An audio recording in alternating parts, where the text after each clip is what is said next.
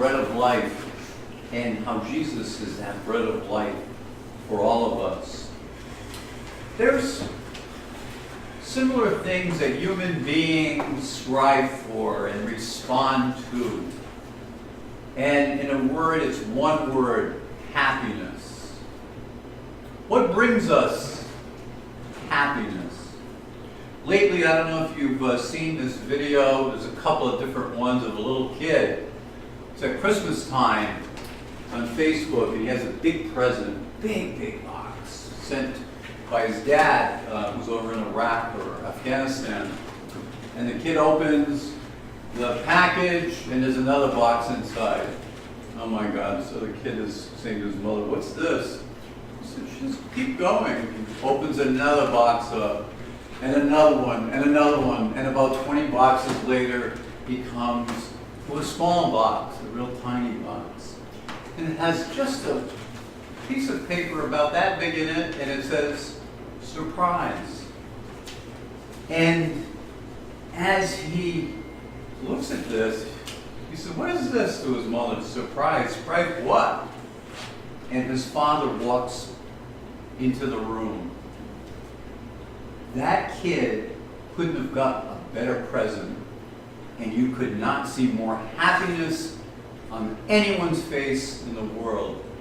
That's why when we see something like this, it makes us happy, because we understand what true happiness is. That's happiness.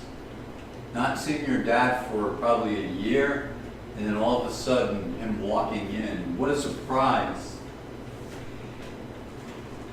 The psalmists ask us a question in the Psalms. What brings us happiness? What brings us happiness? What brings you happiness? Well, one thing I know is it's very seldom material things. Material things bring us happiness for all of a week. We get a new car, it gets a ding. We get a new car, it gets a scratch. It gets in an accident, a little fender bender. It's not new anymore.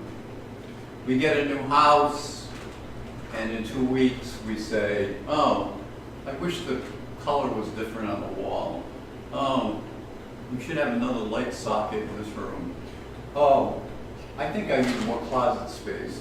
No matter what we have as people, we always want more. One thing I know is, after 60 years, happiness is never tied to material things at all, because these things fade. Even good jobs, money-making jobs, are here today and gone tomorrow. In life, every human being is in search of happiness, though. We all are, each one of us. True happiness. I think we can narrow that happiness, or getting that happiness, or holding on to that happiness, also down to one word. How do we get happiness? Gratitude. There is an angel that watches over each one of us. I'm not sure of what his or her name is, but I know there is a guardian angel watching over each and every one of us.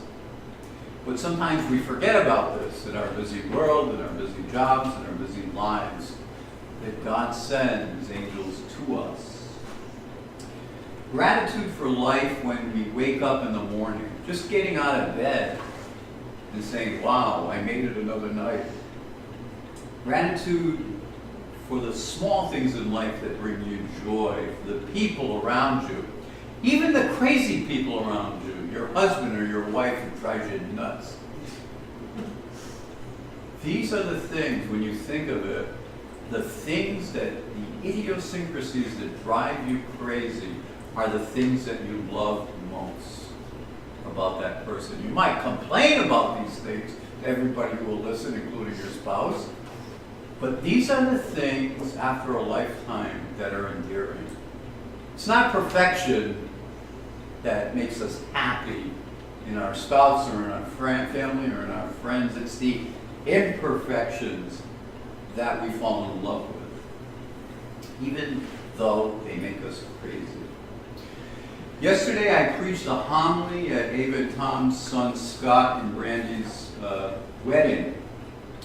I told them, and some of you might have heard this before, but I think it's always important to remember this. I told them of an episode of All in the Family, where Edith Bunker dies in the last episode, and Archie's left alone. Pretty much through the whole episode, he remains stoic. The old cantankerous Archie Bunker, that's everyone's uncle, everyone's grandfather, was very opinionated, somewhat bigoted, but it's these idiosyncrasies, I think, that we fall in love with Carol O'Connor's character, Archie Bunker. And toward the end of the season of All in the Family, when everybody leaves, he sits on his bed. You probably remember this. He sits down on his bed, and he finds something. It's not pearls. It's not a strand of expensive pearls. Not a flashy diamond ring. It's not a mink coat that he finds caught under the bed. It's Edith's slipper.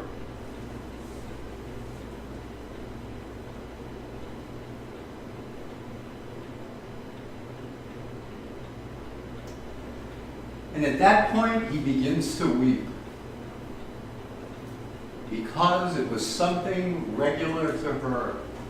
It was something that she wore probably for 30 years, her old slipper.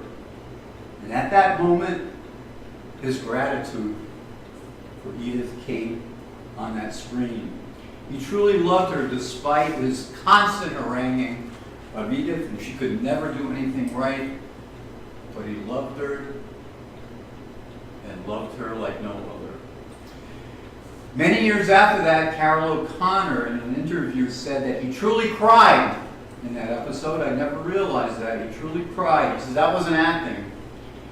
He said because the fictional world of All in the Family was coming to an end, and Maureen Stapleton was leaving the show, and that brought him to actual tears, because Maureen Stapleton became his surrogate wife on television after so many years of All in the Family.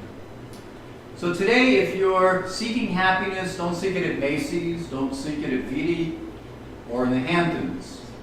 You're never going to find it in these places, ever, ever, ever.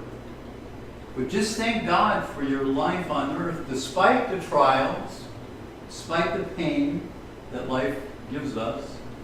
Thank God also for your spouse and the people around you, those old slippers.